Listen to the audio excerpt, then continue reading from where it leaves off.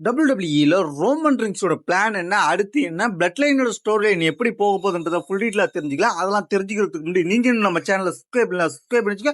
இதே போல இன்ட்ரெஸ்டிங்கா ரெஸ்லிங் பார்க்குற உங்க ஃப்ரெண்ட்ஸ்க்கு இந்த வீடியோ ஷேர் பண்ணி விட்டுட்டு தொடர்ந்து பாருங்க.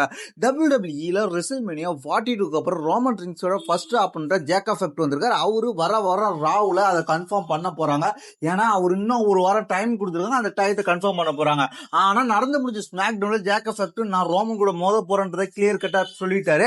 இந்த ஸ்டோரி லைன் நம்மளுக்கு கிளியரா வந்துருச்சு. ஆனா நம்ம ஏற்கனவே சொன்ன மாதிரிதான் இந்த ஸ்டோரி லைன்ல ஒட்டுமொத்தமா பிளட் லைன்ல சேர்ந்து எல்லாருமே வருவாங்க, பழைய பிளட் லைன்ல உள்ள எல்லாருமே வருவாங்கன்னு சொல்லியிருந்தோம்.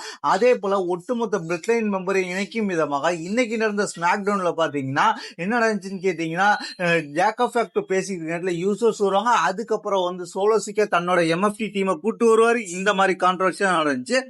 இதோட இல்லாம மெயின் ஈவெண்ட் மேட்ச் நடந்துச்சு. மெயின் ஈவெண்ட்ல ஜேக் எஃபெக்ட் ஒட்டுமொத்தமா சோலோவாவே எம்எஃப்டி டீமை தெறிக்க விட்டாரு. இந்த சம்பவத்தை பார்த்திருப்போம். ஆனா இந்த சம்பவம் இதோட நின்றுமான்னு கேட்டீங்கன்னா நிக்காது. ஏன்னா பிளட் லைனோட ஸ்டோரி லைன் தொடர போது அப்போ வந்து சோலோசிக்காவோட டீமான எம்எஃப்டியோட பங்கு முக்கிய பங்கு வகிக்க போகுது. அதனால இந்த வாட்டி இந்த சம்பவம் வேற லெவலா இருக்க போது.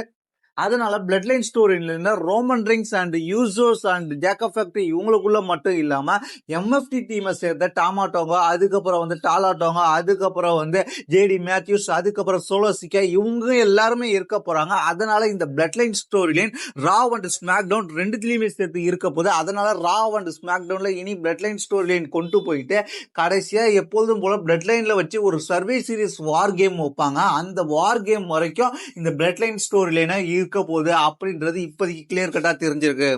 இதை பத்தி நீங்க என்ன நினைக்கிறீங்கன்றது கீழே உள்ள கமெண்ட்ஸ் பண்ணுங்க. தேங்க்ஸ் ஃபார் வாட்சிங்.